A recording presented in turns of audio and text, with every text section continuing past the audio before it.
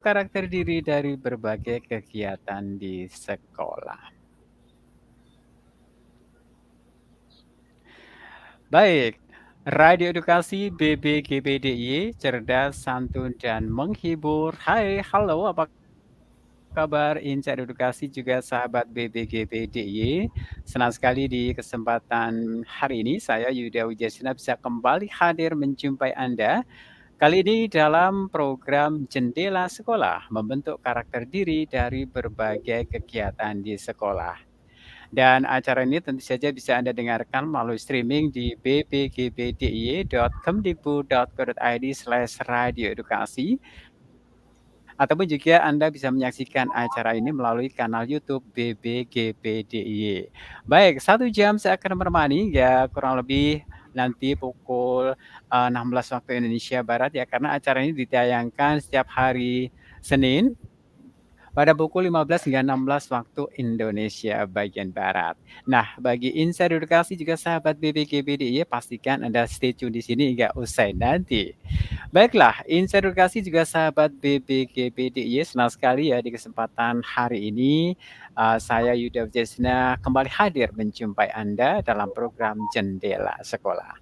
Baik, hadirin juga Insider Edukasi dan sahabat BBGBDIY Jendela Sekolah hari ini kita akan menampilkan 3 orang narasumber hebat, para guru-guru hebat yang nanti akan bercerita terkait dengan CS50 Harvard University untuk para guru di Indonesia ya. Baik satu persatu saya akan sapa, yang pertama ada Bapak Yohan Adistiawan Eskom dari SMP Negeri 2 Kalitidu, Bojonegoro, Jawa Timur. Halo selamat, siang Bapak, Yohan Adistiawan.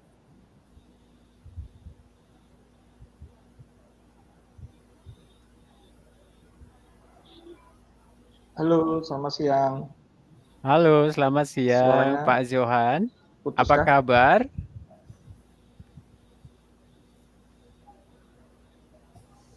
Sebentar, agak putus.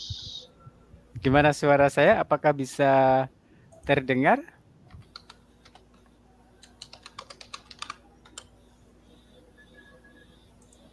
Oke, agak putus tadi, Pak. Oke, halo selamat siang, Bapak Yohan Adistiawan. Selamat siang, Apa cukup kabar jelas. ini? Cukup jelas ya? Alhamdulillah. Ya, Oke, sehat walafiat ya. Oke. Nah, inspirasi Bapak Yohan Adistiawan ini adalah guru dari SMP Negeri 2 Kalitidu, Bojonegoro, Jawa Timur. Baik Pak, coba deh perkenalkan diri dulu biar Insider Edukasi juga sahabat BBGBDIY bisa tahu siapa sih Bapak Yohan Adistiawan itu. Silakan. ya. Terima kasih atas waktunya yang diberikan. Perkenalkan, nama saya Yohan Adi Setiawan dari SMP Negeri 2 Kalitidu, Kabupaten Bojonegoro, Provinsi Jawa Timur. Sekolah kami berada di aliran Bengawan Solo dan alhamdulillah masih terkendali aman, tidak Aman? mengalami luapan Bengawan Solo ya. Karena ini beberapa hari ini luapan air Bengawan Solo cukup ya terasa lah untuk yang wilayah Jawa Tengah sepanjang aliran Bengawan Solo.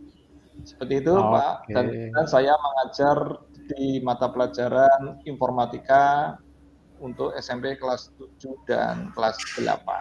Ya, terima kasih Mas Oke. Yuda. Oke, sudah sejak kapan nih Pak Yohan ngajar di SMP Negeri 2 Kalitidu, Bojonegoro, Jawa Timur ini?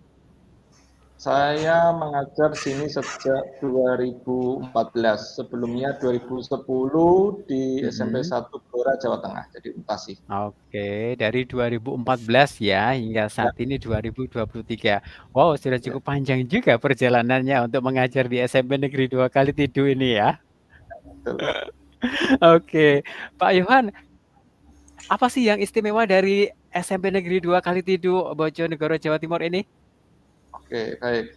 Sekolah kami berada di lingkungan agrowisata Kebun Blimbing ya. Jadi kebanyakan Mhm. mayoritas peserta didik kami adalah warga peserta didik dari petani kebun blimbing, bukan pemilik ya, tapi Mhm. petaninya, ya yang bekerja sebagai petani di kebun blimbing tersebut. Sehingga mayoritas peserta didik kami hampir 70% di bawah standar ya, istilahnya seperti itu ya, untuk Mhm mhm. UMKM. Nah, sehingga kami di sini mempunyai challenge bagaimana untuk memperkenalkan dunia pendidikan dalam kurikulum Merdeka ini ya, yang berpihak kepada murid, sehingga peserta Mhm. didik lebih semangat untuk belajar. Dengan keterbatasan yang dia miliki, dia harus punya jiwa survive ya, untuk bisa Mhm. ke depan seperti apa. Seperti itu Pak Yuda. Oke, wah luar biasa ya. Baik, Insan Edukasi juga sahabat BPGPDIY itu tadi narasumber yang pertama sudah kita sapa dan kita sudah ajak ngobrol, sudah kita kenalan juga. Bapak Johan Adi Setiawan Eskom dari SMP Negeri 2 Kalitidu Bojonegoro, Jawa Timur. Next berikutnya saya akan menyapa juga narasumber berikutnya ada Bapak Saryaman Siringo-Ringo SPD dari SMP Negeri 1 Atap 1 Pengabuan Jambi. Halo, selamat siang Pak Saryaman. Halo, selamat siang Pak. Apa kabar? Baik Pak, luar biasa baik. Sehat ya. Gimana cuaca Ya. di Jambi hari ini? Cerah Pak, Cerah ya. Sama cerah ini di sekali. Jogja juga cerah sekali hari ini begitu cerah sekali. Semoga hari ini kita akan dengan cuaca yang begitu cerah, semoga kita akan menjadi lebih semangat lagi untuk kita ngobrol, sharing-sharing ya terkait dengan Iya. topik kita kali ini digital literasi pada CS 50 Harvard University untuk para guru di Indonesia. Nah, coba perkenalkan diri dulu Pak Saryaman, silakan. Perkenalkan Bapak Ibu semuanya, nama saya Saryaman Suringo-Ringo. Saya guru IPA di SMP Negeri 1 Atap 1 Pengabuan di Provinsi Jambi. Lokasi sekolah saya ini termasuk terpencil Pak. Kebetulan Oh saya ya? ini, ya, kebetulan sekolah kami itu termasuk kalau di Dapodik Pak, termasuk di daerah sangat terpencil Pak. Terpencil Mhm, berada di seberang sungai. Jadi kalau mhm. saya ke lokasi itu harus menyeberangi sungai Pak. Dan Oke. lebih seperti itu. Untuk menyeberangi sungai itu butuh berapa lama? Kalau menyeberangi sungainya kurang lebih 5 menit ya, pakai perahu. Oh, Menyeberangi mhm. motor gitu Pak. Kalau saya Oh dari gitu rumah ya. kurang lebih sekitar 40 menit Pak. 40 menit dari rumah gitu ya? Iya Pak, Oke. betul. Nah, Pak Saryaman sendiri untuk mengabdi di SMP Negeri 2, SMP Negeri 1 Atap ini sudah berapa lama atau sejak kapan sih? Eee, Kurang lebih sekitar 3 tahunan Pak. Waktu itu saya lulus CPNS di 2020, itu mulai Mhm. dari Desember 2020 sampai sekarang Pak. Oke, sudah 3 tahun ya kurang lebihnya Iya, kurang ya. lebih 3 tahun. Oke. Nah, sama seperti dengan yang saya tanyakan untuk Pak Yohan tadi terkait dengan SMP Negeri 1 Atap ini. Apa sih yang istimewa dari SMP Negeri 1 Atap, Pengabuan ini? Mungkin dari segi keunikannya mungkin Pak ya. Kalau dari, keunikannya, karena Mhm, sekolah kami ini berada di seberang sungai Pak ya. Di seberang mhm, sungai mungkin sekolah kami ini terpencil, anak-anaknya berasal dari ekonomi kelas ke bawah, mhm, rata-rata orang tuanya bekerja di bidang pertanian, mhm, kelapa, sawit, pinang, kurang lebih seperti itu, Pak. Untuk mhm, mhm. fasilitas sendiri karena kami sekolah satu atap, masih jauh dari pembangunan, untuk keberadaan listrik aja itu baru sekitar 2021, Pak. Jadi sekarang Oh, masih iya dari merintis pembangunan, Pak. mmm, oke, saat ini masih Iya, merintis pembangunan ya. iya Tapi betul. walaupun dengan kondisi yang seperti ini tidak menyurutkan langkah Pak Sareman untuk selalu bersemangat ya untuk mendidik para siswa, menjadi siswa yang sangat apa ya, punya, semangat jiwa yang tinggi untuk terus belajar gitu ya, Pak, ya? Iya tentunya, Pak. Mengejar Oke, luar ketertinggalan, biasa. ya. Nah, itu ya, oke. Baik, Insan Edukasi juga sahabat BPGPDIY, itu tadi narasumber kita yang kedua sudah saya sapa dan sudah kita kenalan juga, ada Bapak Saryaman Siringo-Ringo SPD dari SMP Negeri 1 Atap 1, Pengabuan, Jambi ya. Oke, next berikutnya saya akan menyapa narasumber kita yang ini dari Jawa Tengah sepertinya ya. Ada Bapak Untung Supriyono, SSN MKom dari SMK Negeri 2 Pekalongan, Jawa Tengah. Halo, selamat siang Pak Untung. Halo, ya selamat Gimana siang. kabarnya? Selamat siang, gimana Al kabarnya ini? alhamdulillah Pak, baik. Ya, Pekalongan. sempat hujan kemarin, tapi sekarang sudah Oh cerah. iya, sekarang cerah ya. Oke, Iya. kita berempat dalam suasana yang cukup cerah. Semoga nanti bisa menjadi sesuatu yang luar biasa di pertemuan kali ini gitu ya. Oke, Pak silakan dong kenalan juga, silakan Pak Untung.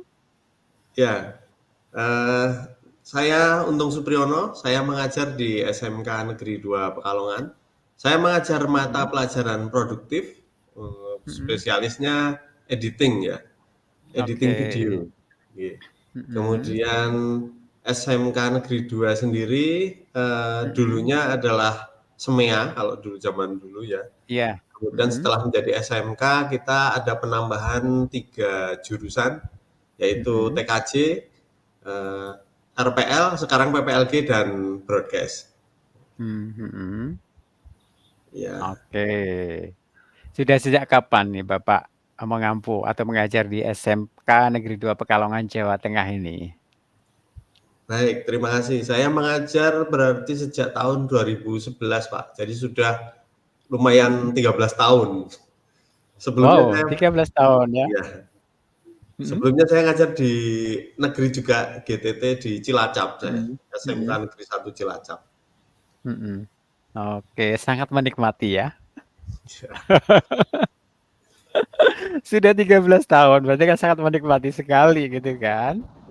Oke, nah yang istimewa dari SMK Negeri 2 Pekalongan, Jawa Tengah. Yang pasti kan Pekalongan itu kota batik gitu ya. Tapi untuk Betul. SMK-nya sendiri apa itu kira-kira yang paling istimewa, yang menjadi ciri Ya. khasnya?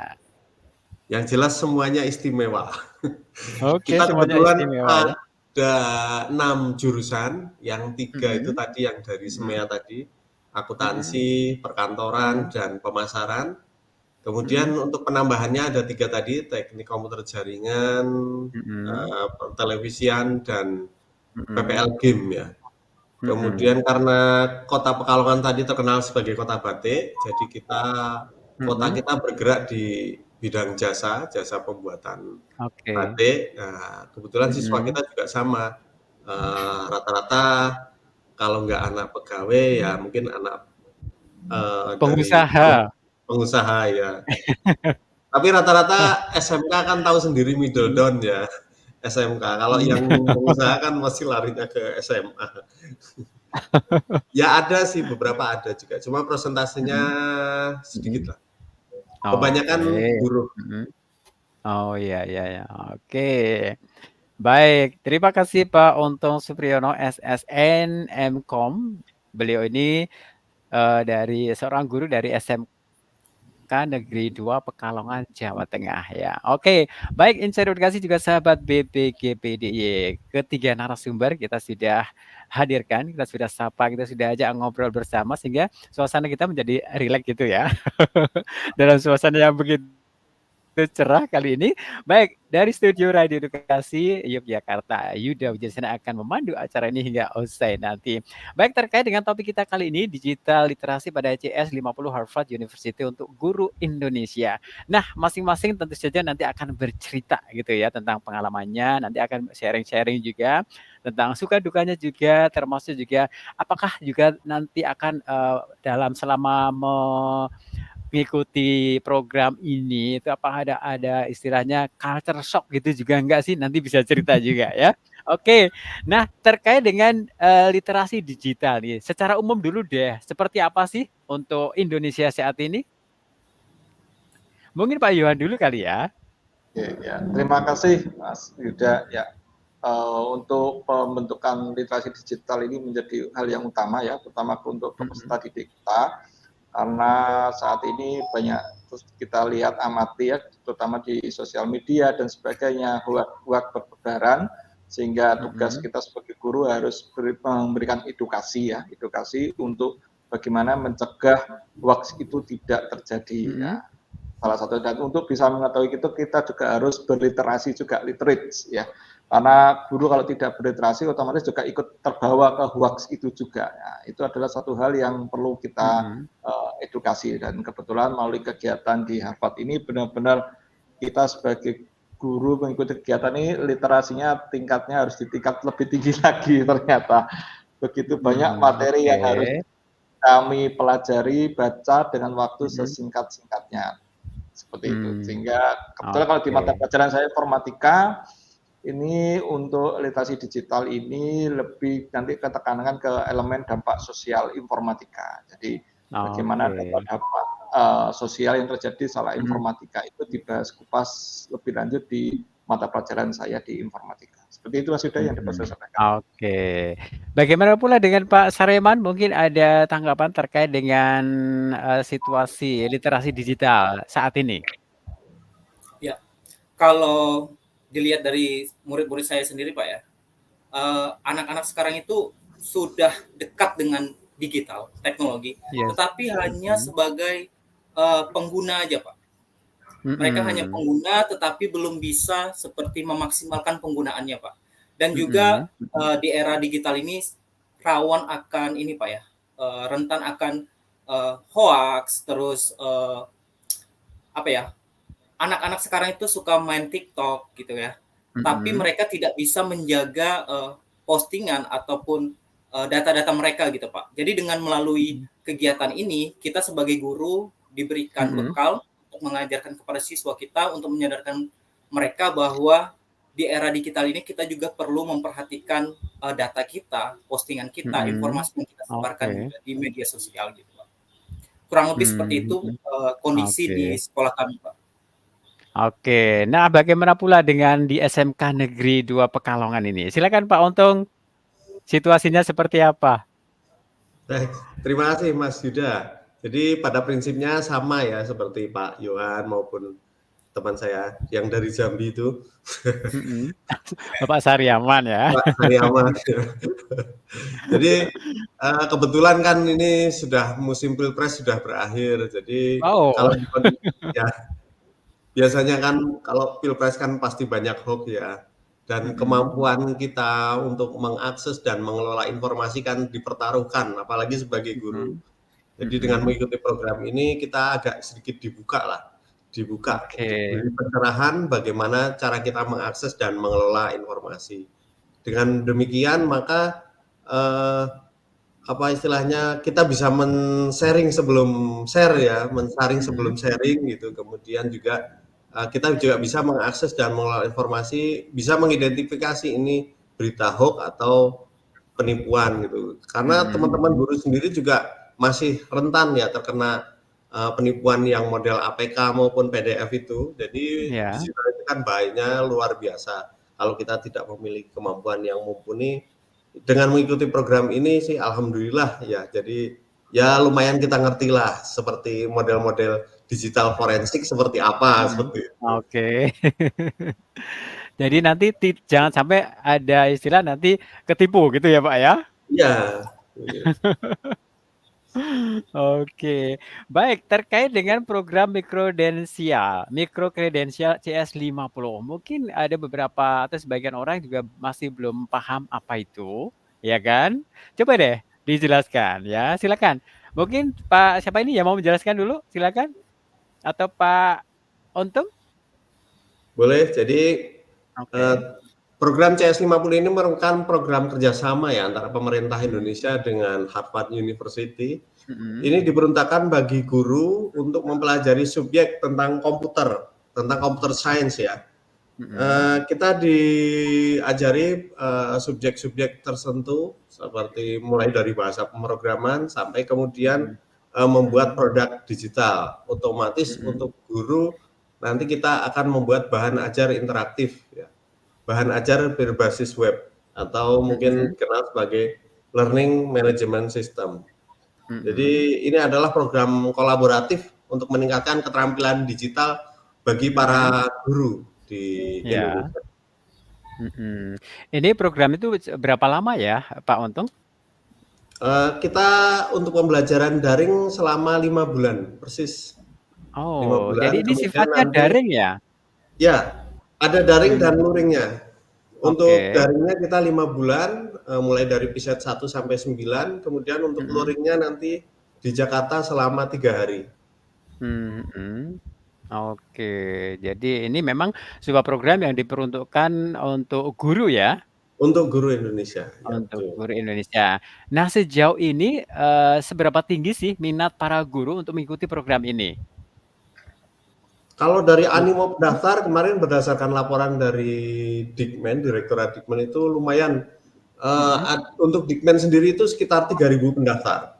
mhm. 3.000 pendaftar, kemudian yang di-sharing, yang diterima hanya sekitar 140. Oke, 140 yang diterima ya? Iya. Mhm. Nah, mungkin bisa dijelaskan, untuk syarat-syaratnya sih apa saja sih yang harus dipenuhi gitu, untuk bisa ikut di program, CS 50, eee, mikro ini ya, Pak, ya? Mikro Mega kredensial kredensial. ini? Mhm. Mungkin bisa atau barangkali Pak Yohan atau Pak Sareman untuk bisa menambahkan juga, barangkali Oh, apa baik. syarat-syarat yang harus dipenuhi apa sih gitu untuk bisa mengikuti program ini? Ya, mungkin, saya bisa sedikit nambahkan, untuk persyaratannya, Pak, yang pertama itu, tentunya, sertifikat kemampuan bahasa Inggris, Pak.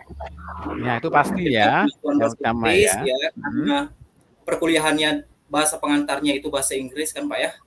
Maka, mhm, guru-gurunya diwajibkan memiliki kemampuan bahasa Inggris untuk TOEFL mhm, minimal 450, Pak. Bisa TOEFL, mhm, bisa IELTS, kalau IELTS sekitar 4,5 atau mhm, sertifikat kemampuan bahasa Inggris lainnya, Pak. Itu yang pertama. Yang mhm. kedua, nanti kita diminta buat esai atau personal Esai, statement, Pak. mhm, Ya, esai. mhm, Dalam esainya nanti, kita diminta menjelaskan motivasi, pengalaman mhm, mengajar, dan mhm. sebagainya, Pak. Lalu yang ketiga itu Oke, ada surat rekomendasi dari atasan, mhm, bisa dari Kepsek atau kepala dinas, Pak. Lalu yang mmm, selanjutnya, mhm, surat kesehatan, lalu kemudian mhm. ada yang, satu yang paling penting menurut saya, Pak, itu ada fakta integritas, Pak. Oke, Dalam fakta ya, integritas, ya. fakta integritas. Jadi dalam fakta Mhm, integritas ini kita, menunjukkan komitmen kita, Pak. mhm, Kita benar-benar bisa dan komit menyelesaikan program ini atau tidak, Pak. Ya, mhm. itu kurang lebih persyaratannya seperti itu, Pak. Oke, Pak Yohan mungkin ada tambahan juga barangkali? Ya, tambahan sedikit ya mungkin, kenapa nih program dinamakan microcredential ya, kok Mhm, bukan beasiswa pendidikan dan sebagainya ya, karena mhm. di Kemdikbud itu ada dua aktivitas dari LPDP, jadi ini semua pendanaan dari LPDP. LPDP Pendanaan ya. ya, dari LPDP itu yang beasiswa kita ini microcredential artinya pendidikan non gelar. Jadi kita mengikuti Mhm, pembelajaran ini non gelar seperti kayak short course ya, kursus mhm, pendek gitu mhm, selama 5 bulan tadi sudah disampaikan oleh Pak Untung ya, bahwa kegiatan dilakukan secara daring dengan kata pengantar bahasa Inggris tadi yang disampaikan karena tim pengajar mhm, semua dari Oxford University dan kita mengakses LMS-nya. Kemudian syarat-syarat tadi sudah disampaikan, Bapak Ringo ya, bahwa mhm. itu satu hal yang perlu kita perhatikan karena di fakta integritas itu adalah kunci kita karena, ada hal yang cukup, membikin kita tuh harus hati-hati benar ya selama kegiatan Iya, ini. Saya kurang tahu ya kalau mikrokreditia yang lain, kalau di CS50 ini kita benar harus hati-hati karena di sini plagiarismenya itu diperhatikan benar sekali. Jadi antara saya mhm, dengan Pak Riko, dengan Pak Untung itu akan di cross check jawabannya, bahkan guru-guru yang lain iya, pun akan di cross check. Jika sampai melanggar, maka fakta integritas itulah sebagai dasar hukum untuk penyelesaian ini. Jadi bisa di-cut di tengah jalan ini, Mas. gitu ya. Jadi Jadi ini kita harus ada hati-hati ya di sana.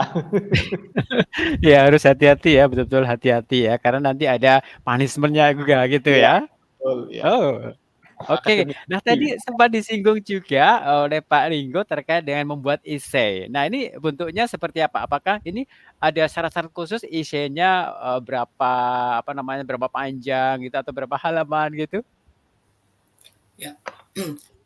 Intinya dalam esainya itu, Pak, kita menjelaskan karena kita berasal dari guru atau Mhm, Kepsek atau tenaga mhm, pendidikan, kita menjelaskan, pengalaman mengajar kita, terlebih lagi oke, kalau punya pengalaman yang berkaitan dengan teknologi karena mhm, microcredential ini sifatnya berkaitan dengan teknologi. mhm. Kalau untuk, banyaknya halaman, kalau saya lihat terakhir kali itu saya sekitar 4 halaman, Pak. kalau punya saya, Pak. Iya iya. Mhm. Ya. Oke. Dalam esainya juga kita diminta menjelaskan tantangan kalau Mhm. misalkan kita menerapkan ilmu yang kita dapat, Mhm. Pak. Kedepannya gimana, Oke. Mhm. kurang lebih seperti itu. Oke.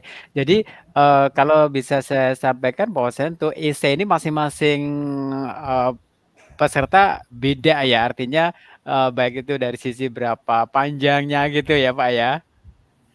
Karena kan itu Iya, kan pengalaman dari pengalaman, masing-masing gitu kan ya? iya betul. Oke, baik.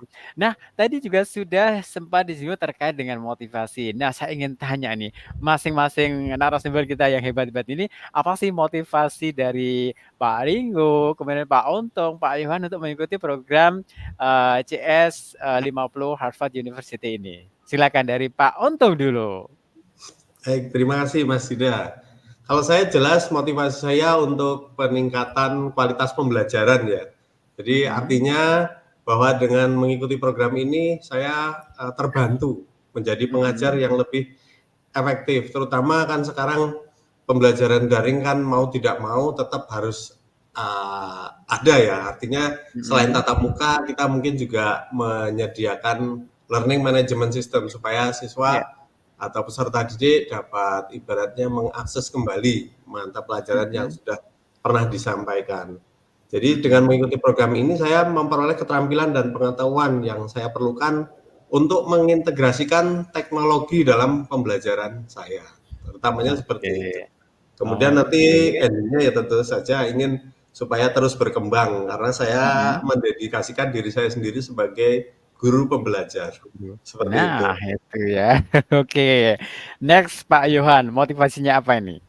Ya, terima kasih Mas Yuda ya. Jadi sesuai tadi disampaikan Pak Untung ya sebagai guru kita selalu mengimprovisasi diri untuk belajar, berkembang ya. Nah, karena saya ini termasuk angkatan yang lama ya untuk di ilmu komputer ya.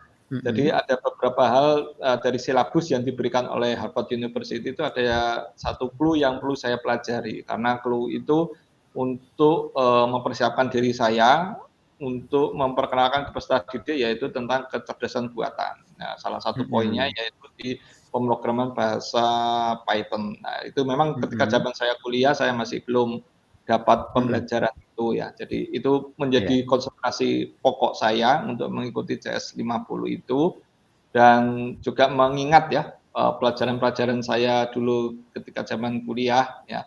Seperti apa sih level di Harvard kan juga saya penasaran kepo sekali ya. iya. Nah, apa sih saya di Harvard ini ya. Saya Mhm, men-challenge ya ilmu yang saya mhm. dapatkan dari Indonesia dengan di Harvard itu seperti Harvard, apa mhm, dan ya ternyata komparasi yang cukup menarik sekali.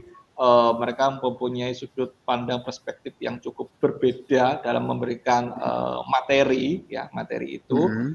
Ya, saya juga membayangkan nih kalau seandainya ketika itu zaman kuliah saya seperti ini, wow, amazing sekali.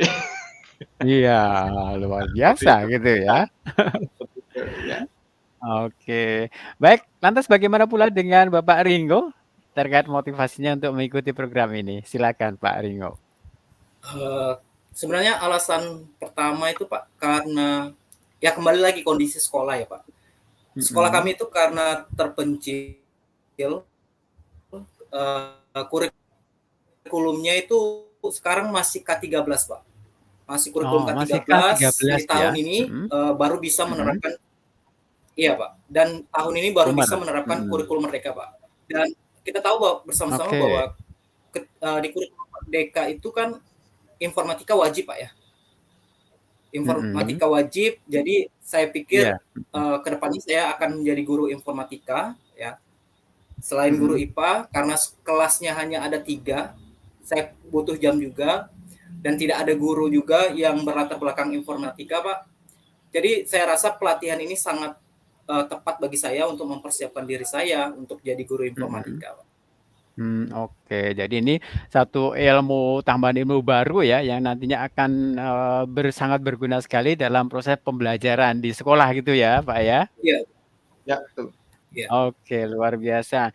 Nah, terkait dengan program ini, jadi, sebelumnya sih sebenarnya apa sih, apa ya istilahnya, apa yang perlu disiapkan untuk mengikuti program ini, termasuk juga tahapan seleksinya itu meliputi apa saja?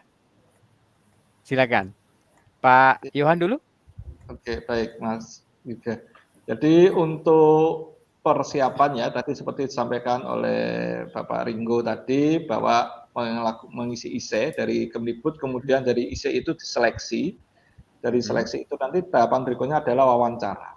Nah, di tahapan Oke. Mhm. wawancara ini, semua proses sejak awal sampai akhir tetap berbahasa Inggris Mmm, aktivitasnya, ya. mhm mhm. Jadi ketika kami wawancara pun mulai menyapa sampai akhir pun kita juga dibiasakan menggunakan bahasa Inggris, ya. Dalam kegiatan wawancara, challenge yang diberikan itu adalah memperhatikan sebuah video pembelajaran yang ada di Harvard, Mhm. ya, materi Iya. diambil salah satu cuplik, materi ya, dari situ kita disuruh menyimak, setelah menyimak maka kita ditanyain apa materi yang telah disampaikan dan sebagainya, ya. Jadi kita harus terbiasa, memang kebetulan yang di video itu Prof.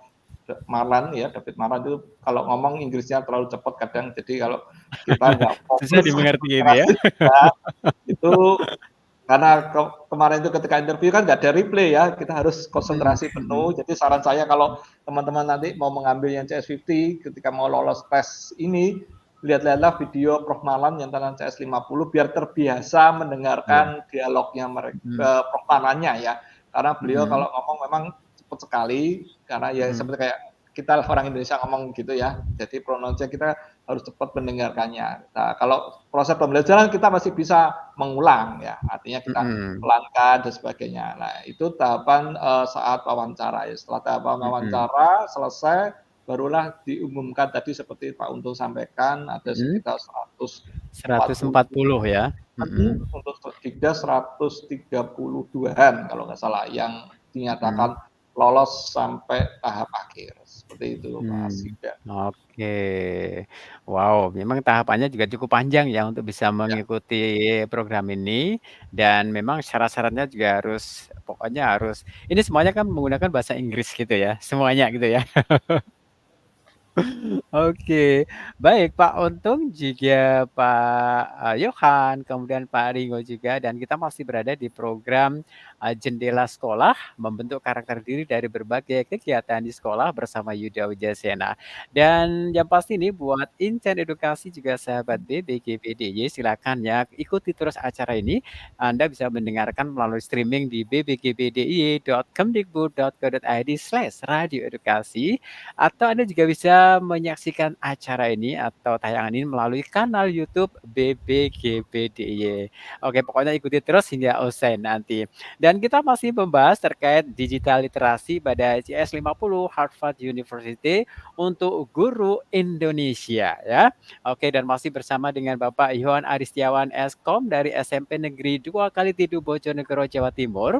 Kemudian juga ada Bapak Saryaman Siringo-Ringo SPD dari SMP Negeri 1 Atap 1 Pengabuan Jambi dan juga Bapak Untung Supriyono SNMkom dari SMK Negeri 2 Pekalongan, Jawa Tengah. Dan tentu saja bersama saya Yuda Wijasena. Baik, kita lanjutkan lagi obrolan kita dan saya ingatkan barangkali nih insan edukasi juga sahabat BBG yang mau bergabung barangkali ingin mengajukan pertanyaan, silakan kita tunggu melalui WhatsApp di 0856 900 1251 0856 900 1251 atau bisa juga yang mau menanyakan melalui kolom chat di YouTube juga bisa ya. Dengan ketik nama spasi instansi lalu spasi pertanyaannya. Oke, jelas ya. Ketik nama spasi instansi atau alamat spasi pertanyaannya. Baik, nanti pertanyaan-pertanyaan yang sudah masuk tentu saja akan kita bacakan satu persatu. Baik Pak Yohan, Pak Untung juga Pak Ringo, kita akan lanjutkan lagi terkait tantangan apa sih yang dirasakan dari mengikuti program mikro kredensial CS50 ini Harvard University. Silakan Pak Untung dulu, silakan tantangannya apa ini? Wah, lumayan ya. Baik, terima Mhm, kasih Pak Yuda. Jadi memang, tantangannya adalah format pembelajarannya terutama karena ini pembelajaran model Harvard ya. mhm, Jadi kita, mungkin berbeda dengan pembelajaran yang ada di Indonesia. Yang jelas yang paling utama adalah academic honesty-nya ya. Jadi kejujuran kita itu Oke. benar-benar dipertaruhkan di situ. Kemudian Harvard University sendiri mempunyai kemampuan yang luar biasa untuk mendeteksi ini plagiat atau bukan. Jadi semua pekerjaan kita itu sebisa mungkin seorisinal mungkin hasil karya kita sendiri. Sendiri, Itu yang pertama. Jadi kita memang istilahnya ya harus mengerjakannya sendiri. Tapi kemudian dari pihak Harvard sendiri luar biasa memberikan materinya. Jadi materi ada yang berbentuk video, ada yang berbentuk PDF, ada yang berbentuk PowerPoint. Jadi semuanya itu ada. Bahkan langkah-langkahnya pun semuanya dijelaskan secara rinci. Artinya ketika kita memang ingin belajar untuk bisa langkah-langkahnya itu kita ikutin aja gitu. Cuman mungkin karena teman-teman guru mungkin waktunya karena sibuk ya, guru sekarang kan luar biasa sibuknya. Nah, mungkin manajemen waktunya itu yang perlu istilahnya perlu ditata ulang. Jadi menurut saya tantangan yang terbesar itu pertama yang academic honesty itu. Kemudian yang kedua tentu masalah bahasa ya, karena bahasa Inggris. Jadi repotnya berbahasa Inggris itu ketika saya ngomong mereka ngerti gitu loh. Tapi ketika mereka ngomong saya yang bingung. Aduh. Gitu. Ya mungkin dari situ. Yang jelas manajemen waktu juga. Itu mungkin bisa ditambahkan oleh Pak Yohan. Oke, silakan Pak Yon dulu, silakan. Ya, terima kasih. Jadi tadi sudah sampaikan Pak Untung bahwa di Harvard University ini sistem pembelajarannya adalah self-regulated learning. Ya, kita sebagai pembelajar harus secara mandiri memanage waktu kita, ya, karena pembelajarannya per chapternya atau per babnya itu hanya diselesaikan dalam waktu. Ya, oke, agak terputus ya, Pak Yohan. Ya. Oke, mungkin ini sambil menunggu Pak Yohan masih terputus, Pak Saryaman dulu, Pak Ringo, barangkali tantangannya apa ini? Ya, kurang lebih sama seperti Pak Untung, Pak Yohan, Pak. Tantangannya yang pertama itu ini ya, academic honesty. Kita tahu kalau biasanya pelatihan di Indonesia kalau ada tugas kita bisa sharing gitu ya sama teman-teman guru. Tapi kalau di program ini itu bakalan langsung dapat ini Pak, email peringatan Pak. Kalau misalnya kita lihat YouTube, iya betul Pak, lihat di YouTube ataupun apa ya, sama dengan teman kita itu bakalan terdeteksi Pak. Kemudian yang kedua mungkin kalau saya pribadi dari segi materi ya Pak ya, dari segi materinya mulai dari sekitar week 5, week 6 itu materinya sudah semakin sulit gitu Pak ya, semakin sulit materinya, waktunya hanya 2 minggu, apalagi kita sebagai guru punya jadwal tersendiri yang itu tantangan bagi saya Pak, untuk memahami materi yang pernah saya kuasai. Tetapi untungnya di program ini, CS50 ini, di kementerian kita, itu memberikan kita kesempatan untuk berdiskusi dengan wali kelas dari Indonesia. Kita bisa minta saran dari mentor kita ataupun dari Harvard juga menyediakan program office hour. Kalau kita mau bertanya langsung bisa, tapi mungkin banyak dari kami guru-guru ini keterbatasan bahasa. Kita mungkin mengerti gitu Pak ya. Ngerti tapi kalau mau menyampaikan mungkin kurang percaya diri Pak. Jadi kalau malu ya bisa tanya langsung dari mentor dari Indonesia-nya. Kendala ini juga ada solusinya Pak. Oke, jadi memang dari masing-masing juga mempunyai tantangan tersendiri ya, yang dirasakan gitu ya, Pak Yohan, Pak Untung, juga Pak Ringo ya. Oke, nah tadi juga sudah disampaikan juga bahwasanya ini pembelajaran atau perkuliahannya adalah daring dan juga luring gitu ya. Bisa diceritakan ini seberapa persentase daring dan luringnya gitu, Pak Untung atau Pak Saryawan, silakan. Ya, mungkin saya sedikit aja mungkin ya. Sudah saya sampaikan tadi. Yang jelas pisetnya ada 9, jadi masing-masing piset dikerjakan 2 minggu. Jadi pembelajaran daring kita sekitar 5 bulan. 5 bulan daring ya. 5 bulan daring, betul. Untuk baik itu section maupun OH. Jadi ada 2 proses pembelajaran. Yang section itu adalah model tutorial, jadi dari pemateri menyampaikan materi. Kemudian untuk OH itu konsultasi. Office hour itu jika kita menemukan kesulitan dalam pembelajaran tersebut. Itu untuk Oke. daring selama 5 bulan. Kemudian nanti luringnya adalah di Jakarta sekitar 3 hari. Oh, luring 3 hari ya? Iya. 3 hari di Jakarta. Oke. Ada tambahan dari Pak Yon atau Pak Ringo? Ya, mungkin saya bisa menambahkan sedikit, Pak. Yang di Jakarta itu, Pak, sebenarnya kalau perkuliahan yang utama itu yang dari daring, Pak, sebenarnya, Pak. Iya. Itu ada week 0, 0 sampai week 9 itu, Pak, itu materi dan tugas, Pak, atau problem set. Oke. Nah, di Jakarta karena di akhir itu ada final project, Pak. Kita buat project, program, Nah, itu bisa itu ya. berkelompok, bisa individu. Nah, di Jakarta itu kita ada materi tambahan, ya kita membahas tentang AI di sana, langsung ketemu dengan Prof. David Mallon-nya beserta staffnya, dan salah satu teacher fellow-nya juga ada Margaret Anjos. Nah, di sana lebih ke apa ya, Pak? Materi tambahan saja, Pak. Kalau yang utamanya full daring sebenarnya. Dan di hari terakhir kami mendapatkan sertifikat kelulusannya gitu, Pak. Kurang lebih seperti itu. Oke. Pak Yon, ada yang mau ditambahkan? Sedikit aja mungkin nambahkan dari Pak Ringo dan Pak Untung ya. Tadi sudah disampaikan bahwa full daring selama 5 bulan, di mana untuk bantuan dari Harvard itu ada 2 model. Yang pertama ketika office hours kita bertanya secara online melalui Zoom, kemudian melalui forum yaitu @discuss. Di situ kita juga bisa bertanya ya. Kalau di Indonesia mungkin ke LMS. Kemudian ketika kegiatan ini karena week 0 sampai week 9, kemudian ada week 10 and 11 itu cuma bonus ya. Bonusnya itu diimplementasikan di Jakartanya. Jadi ketika kita offline di sana, kita diajarkan apa materi yang ada di week 10 dan 11 itu dimunculkan di sana dan dipraktekkan bersama.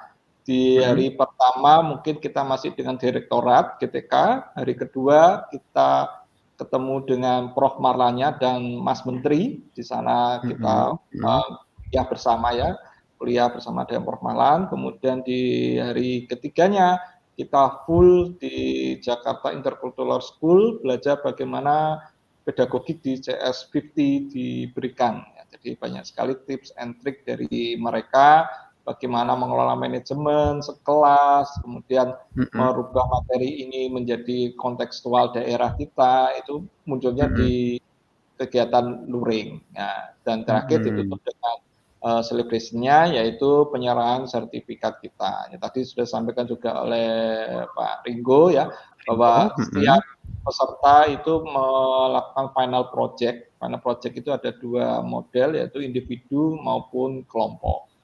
Jadi tergantung, kebetulan kalau yang Dikbud saya lihat kebanyakan lebih ke individu ya, banyak karena dibilangnya gini, kalau individu, kalau berkelompok nilainya 3 kali lipat dari jumlahnya, 2 kali lipat dari jumlah kelompoknya, sehingga pada kebanyakan larinya itu individu karena skornya katanya ya harus dikejar katanya lebih tinggi ya. Tapi kok ketika kami challenge kami ketika kami berkelompok itu bukan ke arah sana sih, saya lihatnya lebih ke arah mentor mereka itu mintanya apa sih? Jadi kita harus mengkomunikasikan antar mentor itu yang saya alami ya. Dan kelompok kami ada 3 orang.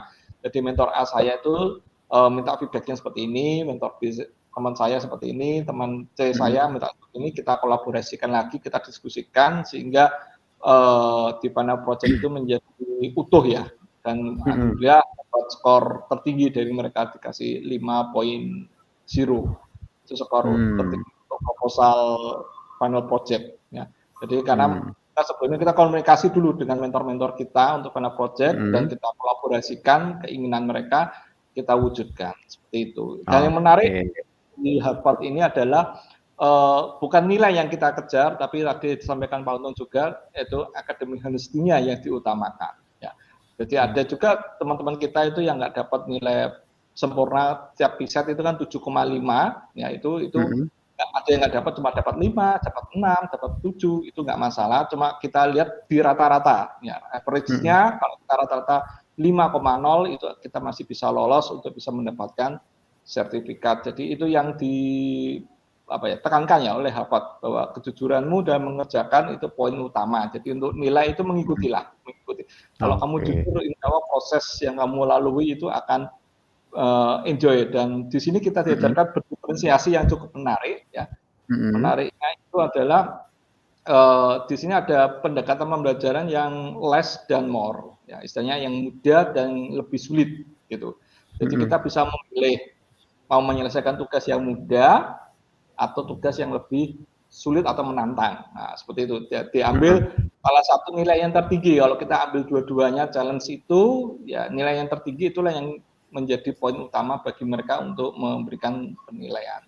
Termasuk ketika project ini yang menjadi tambahan bagi saya, ya, bahwa keberpihakan kepada murid itu tampak sekali di final project ini, ya, di mana kita sebagai pelajar itu diberikan kebebasan, ya, untuk mengukur kemampuan kita. Jadi kemampuan minimal kita itu seperti apa, standar minimalnya untuk menyelesaikan proyek ini seperti apa, sedangnya seperti apa, tertingginya seperti apa. Nah, ini yang mungkin selama ini kami di guru mungkin belum terlalu banyak menerapkan hal seperti itu, ya, ketika pembelajaran project based learning. Nah, jadi di sini kita yang mengukur kemampuan kita atau kelompok kita tuangkan, oh minimal tuh saya bisa seperti inilah, itu minimal saya.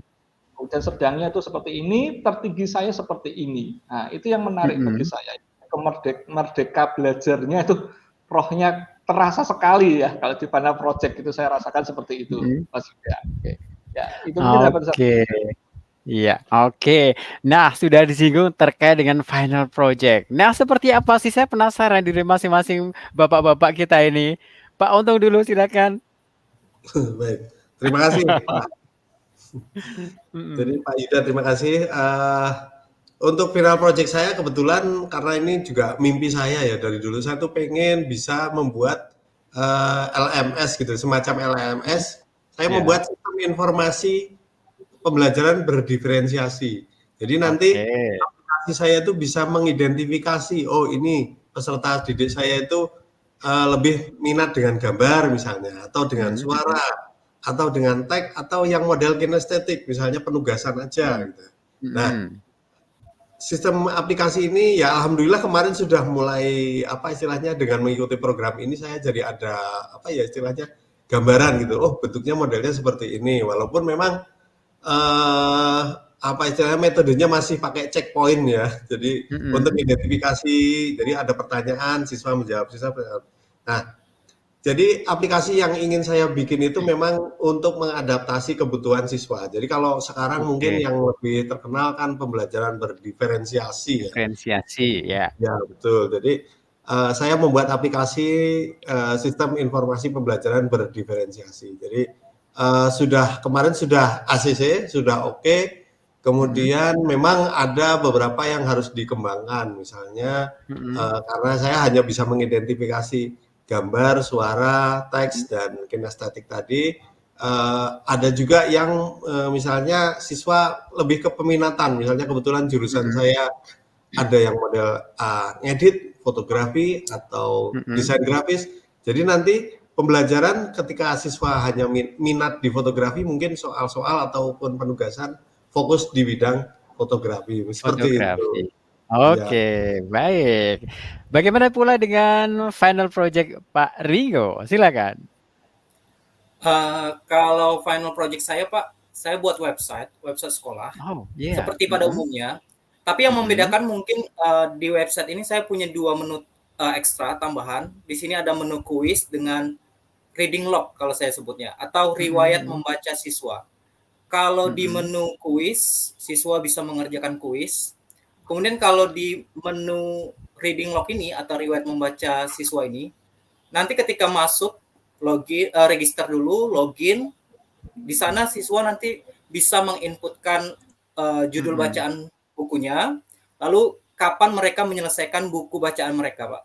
Jadi harapannya ke depan masih proses, masih perlu penyempurnaan. Harapan kedepannya website ini tuh bisa mendokumentasikan riwayat bacaan siswa yang nantinya Mhm. bisa mendukung program literasi membaca di sekolah, Pak.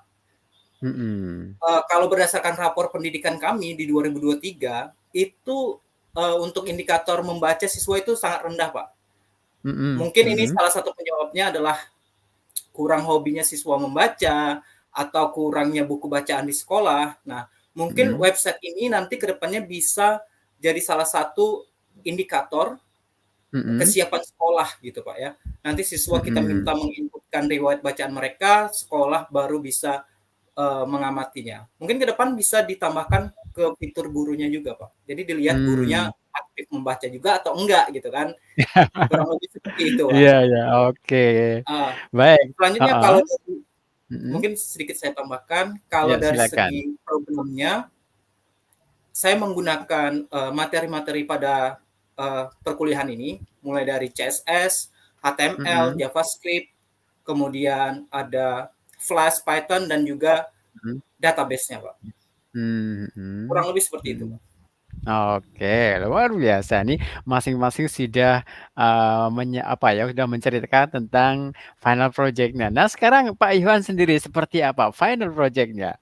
Ya, terima kasih Mas Yuda. Ya, karena kan saya berkelompok ya, 3 orang. Mhm. Awal kali kami berdiskusi itu, ingin menciptakan student well-being ya. Bagaimana peserta Oke. didik ini, bahagia dan sebagainya, sudah punya inspirasi, namun di tengah jalan sebelum, sebelum dibuka agenda final project itu, tim saya kayaknya masih belum terlalu bisa menjangkau ke arah sana gitu ya. Artinya Mhm. saya juga harus mengukur kemampuan dari tim, ya akhirnya saya turunkan dari proyek awal itu, ya, sehingga kita fokus ke kegiatan P5 kita, yaitu suara demokrasi. Nah, di Oke. mana di implementasi suara demokrasi ini kita membuat sebuah aplikasi website untuk memilih kandidat yang dicalonkan oleh sekolah. Ya, kebetulan kita juga ambil dari salah satu materi pembelajaran di Harvard, yaitu juga ada tentang suara demokrasi ini. Ya, ini yang menarik juga sih ya, pembelajaran itu. Awalnya saya baca itu judul-judulnya kok unik ya, kayak Plurality, Tetman, terus ini kok namanya kok unik-unik ya. Mhm. Akhirnya saya searching, kayak iseng-iseng saya searching, ternyata itu bukan nama yang diberi Harvard, tapi memang itu sebuah mata kuliah yang Mhm. diberikan untuk pembelajaran demokrasi. Nah, di Mhm. situ ada plurality, ya, dan ketika saya tanya ke guru matematika di tempat saya, ternyata Mhm. mereka Mhm. belum dapat pembelajaran seperti itu. Iya. Nah, itu jadi sesuatu hal yang menarik bagi saya. Saya telusuri ternyata munculnya itu di matematika teknik justru. Mmm, Anak-anak mhm. teknik yang mempelajari matematika demokrasi ini. Nah, dari situ Mhm. akhirnya kita angkat bersama karena 3 kelompok ini tadi sudah memahami materi itu tadi tentang plurality, kita implementasikan dengan bahasa pemrograman Python itu tadi untuk Mhm. menjembataninya sehingga ketika nanti anak menerapkan project P5-nya ya dalam suara demokrasi di ending-nya itu dia bisa mengimplementasikan aplikasi ini. Ya, ini juga kita kembangkan juga ini ke bentuk modulnya, aktivitas ini lagi kita kembangkan dan kemarin alhamdulillah dapat dukungan dari sebuah kampus yang kebetulan juga mau meriset hal yang sama Mhm. Mhm. dan kita berkolaborasi bersama untuk menyusun modul hingga sampai ke produk IT-nya. Jadi mulai dari konsep bagaimana suara demokrasi dilaksanakan di suatu sekolah hingga produk ending bagaimana pemilihan terjadi secara digitalisasinya. Mungkin seperti itu yang bisa saya sampaikan. Oke. Jadi ini final project dari Pak Iwan ini kelompok gitu ya? Ya, kelompok. Oke. Nah sebetulnya, lebih susah yang mana sih kelompok dengan individu? Kalau kelompok ya itu tadi kan, kita harus Karena kan ada mengukur 3 kan ada, ya, berapa orang gitu kan ya? ya 3 orang ini harus kita samakan frekuensinya dulu Iya ya. betul, Ya, kalau harus frekuensinya menyamakan nggak sama nanti frekuensi, salah satunya yang tinggi, yang satunya rendah kan sulit. Akhirnya kita nggak ambil jalan. frekuensi yang sama ya, frekuensi yang Heeh. sama, kemudian mentor minta apa, kita Mhm. diskusikan ulang dan sebagainya. Jadi sampai akhirnya kemarin tuh terakhir saya minta ada algoritmanya yang dimunculkan. Ini kan memakai algoritma apa ini untuk menunjukkan bahwa ini pemenangnya, pemenang pertama, pemenang kedua, pemenang ketiga. Akhirnya kita menyepakati pakailah polarity, ya belum sampai ke arah ke Tatman dan sebagainya, round off itu juga belum ya, karena memang mungkin kita nanti bertahap lah nanti di Suara Demokrasi yang kita bentuk model panduan ya, panduan P5 itu nanti kita arahkan nanti kelas 7 mengenal polarity, nanti kelas 8 mengenal round off, nanti kelas 9 mengenal Tatman, sama-sama Suara Demokrasi tapi ada ilmu yang dia dapatkan di situ dan itu punya challenge tersendiri lah, unik-unik. Ini dua narasumber kita ini senyum kalau mendengar Tatman. Iya. Karena itu challenge besar memang. Mata kuliah paling sulit memang itu di data struktur data ya, data structure. Jadi itu memang tantangan terbesar itu di Runman dan Tatman ya. Ya seperti itu mungkin Mas Yuda yang bisa saya sampaikan. Nah, dari mengikuti program ini ya, jadi mengikuti program Micro Credential CS50 Harvard University untuk guru Indonesia. Nah, sekarang ngomongin terkait dampaknya apa ini yang bisa dirasakan. Silakan nih Pak Onto. Baik, kalau untuk saya sendiri ya dampaknya luar biasa pastinya. Karena background saya bukan IT ya, saya tidak jago seperti Mas. Seni ya? Iya, saya orang seni rupa. Jadi kalau ditanya, seni rupa gitu kan. Saya DKV kebetulan. Nah, untuk saya sendiri dengan mengikuti program ini terus terang LMS saya yang jelas jadi. Jadi yang sudah saya impi-impikan sudah lama sekian gimana cara bikinnya. Terwujud ya. Ya dengan mengikuti program ini, gini toh bikinnya. Gitu. Jadi seperti itu. Jadi alhamdulillah saya jadi bisa, kebetulan kan kelemahan dalam pembelajaran saya itu ada dua ya, masalah grading dan feedback kebetulan. Kemudian dengan mengikuti program ini saya bisa membuat aplikasi, dengan mudahnya saya juga bisa menggrade, ini siswa seperti ini, nanti harus seperti apa, dan kemudian yang paling utama adalah feedbacknya. Jadi siswa bisa langsung memberikan feedback ke saya, apa yang harus dibenahi, seperti itu. Jadi sangat membantu utamanya dalam integrasi teknologi dalam pembelajaran. Oke, Pak Ringo. Ya, silakan Pak Ringo. Kalau saya selain dari segi materi, kalau selain dari segi materi, mungkin saya manfaatnya paling besar itu dari segi cara pengelolaan pembelajaran Harvard sih Pak. Kita sering mengenal pembelajaran berdiferensiasi sebelumnya, tapi di kalangan guru sepertinya masih banyak miskonsepsinya Pak. Tetapi di Harvard ini saya benar-benar terbuka, kayak apa ya, seperti mengalaminya sendiri. Harvard bisa mengelola kontennya itu beragam Pak. Mungkin tadi udah disinggung sama Pak Yohan dan Untung ya. Itu bahan ajarnya itu bukan hanya video, tetapi ada ringkasan. Kemudian videonya juga ada beberapa macam, ada yang panjang 2-3 jam, ada juga yang hanya beberapa menit, Pak. Dan ketika ada sumber bahan ajar seperti ini, saya sebagai siswa di sini merasa bebas gitu. Merasa bebas memilih mau yang seperti apa gitu, Pak. Terkadang kalau yang 2 jam sampai 3 jam itu terkadang bisa ketiduran. Maka saya ya, terkadang sampai ketiduran gitu, Pak. Tapi kadang pengen juga mau nonton sampai habis gitu, Pak. Jadi ketersediaan bahan ajar ini membuat saya lebih bebas ya. Kemudian selain dari konten, mereka itu juga dari segi penugasannya memberikan kebebasan juga. Seperti tadi tugasnya atau problem setnya itu tidak hanya satu tingkat kesulitan, tetapi diberikan 2 gitu Pak. Yang pertama ada less comfortable atau yang mudah, dan ada yang more comfortable atau yang sulit gitu Pak. Di sini kita nggak dipandang lemah kalau kita mengerjakan yang mudah gitu Pak. Kita tetap dirangkul gitu. Mau mengerjakan yang mudah atau yang sulit, kalau nilainya 7,5 ya dapat 7,5. Sedangkan kalau saya pribadi kalau ngajar hanya ya satu tingkat level kesulitan gitu Pak. Ya udah kalau misalnya siswanya gagal misalnya atau dapat 80, terus yang satunya 90, berarti yang 90 udah pasti paling baik gitu. Dan ini tentu kurang selaras dengan pembelajaran berdiferensiasi kalau pengalaman saya. Sedangkan kalau Harvard ini bisa membuka saya bahwa pembelajaran berdiferensiasi itu seperti ini loh gitu. Dan ini yang mungkin nanti ke depannya saya bawa di kelas saya, Pak. Itu manfaat besar saya rasakan gitu. Oke. Pak Yohan sendiri apa nih manfaat ataupun juga dampak yang bisa dirasakan dari mengikuti program ini? Ya, terima kasih sudah ya. Tadi sudah hampir sama ya disampaikan oleh Pak Ringo, kemudian Pak Untung ya, bahwa kita di sini dibuka wawasan kita tentang berdiferensiasi itu seperti apa, bagaimana kita memfasilitasi keanekaragaman peserta ya, peserta dalam hal ini belajar ya. Jadi tadi sudah disampaikan juga ada yang les, ada yang more ya. Itu artinya dia bisa merangkul dengan baik dengan materi-materi yang sudah disediakan baik secara dalam bentuk LMS-nya itu maupun secara sinkronus seperti ini dan sinkronus sehingga kita terbantukan dalam proses pembelajaran. Jadi kunci di sini adalah bagaimana tekad kita untuk selalu belajar ya, karena media yang sudah diberikan itu sudah cukup kompleks ya. Tinggal kita pilih mana yang kita sukain dan mau enggak kita belajar, karena keterbatasan waktu itu tadi hanya dalam waktu 2 minggu untuk satu bab harus bisa terselesaikan ya, di mana problemnya itu bukannya satu soal ya, tapi bisa 3 soal, 4 soal, 5 soal.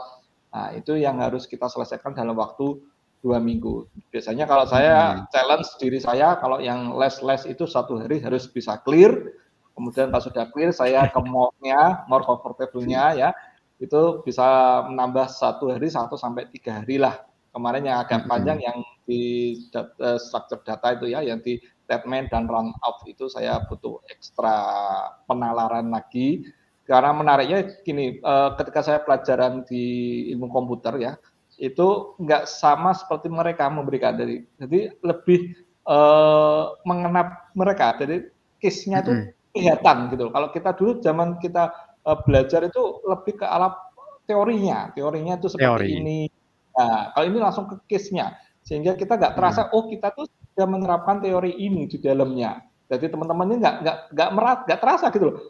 Oh kita tuh belajar seperti ini, sekompleks ini mestinya, tapi itu nggak tampak sekali kekomplekannya, lebih simple dan saudara itu yang saya akui kehebatan Harvard dalam mengemas pedagogiknya mereka itu yang ingin saya adopsi ya, sehingga bagaimana murid saya itu bisa belajar fun, simple ya, tapi itu ilmu di dalamnya itu kompleks, tapi dia merasa ini mudah, ini bisa, ini kayak gini bisa. Nah, itu yang ingin saya adopsi dalam bentuk pembelajaran yang saya rancang ke depannya ini. Saya sudah merancang cuma kurang lebih mengena kayak yang di Harvard ini. Dan koreksi saya untuk memperbaiki media pembelajaran saya. Mungkin seperti itu. Oke, wow, luar biasa sekali ya. Ini diskusi kita, ngobrol kita bersama dengan Bapak Guru hebat yang kita hadirkan di program Jendela Sekolah di edisi siang hari ini. Ada Bapak Yohan Adistiawan dari SMP Negeri 2 Kalitidu, Bojonegoro, Jawa Timur. Kemudian ada Pak Saryaman Siringo-Ringo, SPD dari SMP Negeri 1 Atap 1, Pengabuan Jambi. Dan juga ada Bapak Untung Supriyono, SNM.Com dari SMK Negeri 2 Pekalongan, Jawa Tengah. Luar biasa dan tampaknya kebersamaan kita harus segera kita akhiri ya. Tidak terasa kita sudah hampir 1 jam nih ngobrol terkait dengan digital literasi pada JS 50 Harvard University untuk guru Indonesia. Nah, ini barangkali ada tips atau saran-saran nih dari bapak-bapak semuanya terkait dengan mungkin insan edukasi juga sahabat BBGBDY ingin bisa mengikuti program ini. Apa nih saran atau tipsnya yang bisa diberikan? Silakan dari Pak Untung dulu. Baik, terima kasih Pak Isda. Jadi memang yang pertama itu pasti persiapkan diri dengan baik ya. Jadi kita kalau sudah berkomitmen maka berkomitmenlah dengan baik. Jadi kita persiapkan apa yang menjadi persyaratan apa aja, kemudian kita juga komitmen untuk ikut semuanya, untuk mempersiapkan diri juga manajemen waktunya pastinya, dan memanfaatkan sumber daya yang ada, kemudian proaktif dalam pembelajaran, dan otomatis jaga kesehatan. Oke, selalu jaga kesehatan gitu ya. Pak Ringo silakan. Kalau tips dari saya atau saran dari saya mungkin dari jauh-jauh hari mungkin Bapak Ibu bisa mempersiapkan kemampuan bahasa Inggris karena kalau sudah bisa bahasa Inggris mungkin 50% masalah Bapak Ibu dalam program ini teratasi. Kurang lebih seperti itu, Akan Pak. cus gitu ya. Iya. Langsung cus gitu ya. Oke, next Pak Yohan silakan. Iya, Pak Yohan silakan Pak. Ada Oke, tips atau ya, saran? Mhm. saya tadi sudah sampaikan Pak Untung juga dengan Pak Ringo ya bahwa siapkan persiapan bahasa Inggrisnya ya terutama sertifikat TOEFL-nya dan sebagainya itu karena syarat utama untuk bisa lolos ke seleksi tahap wawancara. Ketika wawancara tadi lihatlah video-video Prof Malan di YouTube tentang CS50 ya. Pelajari sekilas seperti apa, kalau nggak ada diskusi dengan teman yang bisa memahami untuk bisa memecahkan permasalahan itu. Jadi jangan kalau nggak bisa diem aja jangan, tapi komunikasikan dengan teman yang bisa, mungkin teman di sekolah, kalau nggak bisa di teman grup ya, grup pembelajaran ini, kemudian juga ke wali kelasnya, terakhir baru ke Harvardnya. Kalau misalnya keterkendalaan dengan bahasa ya, bahasanya mungkin masih terpatah-patah nggak apa-apa. Yang penting teman kita dulu ajak komunikasi, baru kita ke Harvardnya. Seperti itu. Jangan khawatir, kita bisa berkolaborasi dengan guru-guru yang lain ya. Kadang saya mengalami kesulitan Inggrisnya, saya tanya ke guru bahasa Inggris. Ini apa sih katanya yang paling tepat untuk saya sampaikan dan sebagainya. Jadi di sini saling bahu-membahu ya, untuk menuju kemenangan bersama ya. Kita nggak ingin teman kita sampai ke drop di kegiatan ini ya, karena kita sudah menandatangani fakta integritas yang cukup besar sekali tanggungan yang harus kita penuhi ya. Jadi ikutilah kegiatan ini dengan fun ya, materinya cukup menarik dan berdiskusilah dengan teman ya, jangan dipendam sendiri ya, nggak bisa tuh dipendam aja ya, akhirnya nanti terakhir pusing kepalanya ya. Soalnya tahun yang sebelumnya itu banyak sekali yang di drop out sudah, Oh jadi gitu. Iya iya hampir ya. 30 peserta di drop out karena yaitu tadi pelanggaran akademik honesty. Jadi jangan sampai hal ini terjadi. Rata-rata yang terjadi di tahun lalu mepet-mepet waktu mengunggah tugasnya sehingga dia melakukan plagiarisme di situ. Nah, jadi tadi Jadi tidak manajemen jujur waktu gitu ya. ya tidak jujur ya. Jadi manajemen waktu diperhatikan dengan baik karena ini mode pembelajarannya self-regulated learning. Kita yang harus mengatur waktu kita dengan baik untuk menyelesaikan tugas-tugas. Ya, itu yang dapat saya sampaikan. Sudah, terima kasih. Oke, luar biasa Bapak Yohan, Bapak Ringo, juga Bapak Untung yang sudah berkolaborasi di program Jendela Sekolah bersama Radio Edukasi. Dan terima kasih ya, tidak terasa kita sudah harus segera akhiri kebersamaan kita kali ini. Terima kasih untuk Pak Untung, juga Pak Ringo, juga Pak Yohan atas waktu yang sudah diberikan untuk acara ini. Dan semoga apa yang sudah kita obrolkan, kita bicarakan, atau kita diskusikan, sharing-sharing yang sudah diberikan ini bisa bermanfaat bagi para guru, juga para calon-calon yang mengikuti akan mengikuti program ini gitu ya, sehingga nantinya akan menjadi bahan renungan juga untuk persiapannya sebaik mungkin sehingga nanti tidak ada beberapa miss gitu ya yang ditemui. Oke, mudah-mudahan di lain kesempatan kita bisa ketemu lagi, tentu saja dengan mengambil topik yang lainnya ya. Oke, pokoknya sehat selalu ya Bapak Untung, Bapak Ringo, juga Bapak Yohan. Kita akan ketemu lagi di lain kesempatan. Dan terima kasih juga untuk Insan Edukasi juga sahabat BBGBDIY yang hingga saat ini masih setia mengikuti acara ini. Dan saya ingatkan, Anda bisa kembali menyimak program Jendela Sekolah setiap hari Senin pukul 15 hingga 16 waktu Indonesia bagian Barat. Baik, saatnya saya Yuda Wijasena, juga Bapak Untung, Bapak Ringo, Bapak Yohan mengucapkan terima kasih. Sampai jumpa. Dan kita ketemu lagi di lain kesempatan. Terima kasih, Radio Edukasi, cerdas, santun, dan menghibur. See you.